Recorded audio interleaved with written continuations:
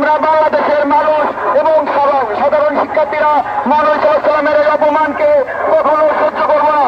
আমাদের শরীরের প্রতিটি রক্তবিন্দু দিয়ে যতক্ষণ একটি রক্তবিন্দু থাকবে ততক্ষণ পর্যন্ত মহানবী সাল্লাল্লাহু আলাইহি ওয়াসাল্লামের সম্মান, তার ইজ্জত রক্ষার্থে জান দিয়ে হলেও মহানবী সাল্লাল্লাহু আলাইহি ওয়াসাল্লামের ইজ্জত রক্ষা করব। প্রত্যেকটা বাংলাদেশের প্রতিটা মুসলমান এই বিজেপি নেতার এই কটূক্তিকে আমরা তীব্রভাবে নিন্দা জানাচ্ছি।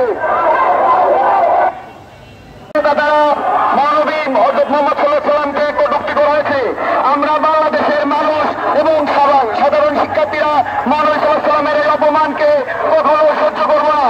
আমাদের শরীরের প্রতিটি রক্তবিন্দু দিয়ে যতক্ষণ একটি রক্তবিন্দু থাকবে ততক্ষণ পর্যন্ত মহানবী সাল্লাল্লাহু আলাইহি ওয়াসাল্লামের সম্মান, তার ইজ্জত রক্ষার্থে জান দিয়ে হলেও মহানবী সাল্লাল্লাহু আলাইহি ওয়াসাল্লামের ইজ্জত রক্ষা করব। প্রত্যেকটা বাংলাদেশের প্রতিটা মুসলমান এই বিজেপি নেতার এই কটূক্তিকে আমরা তীব্রভাবে নিন্দা জানাচ্ছি।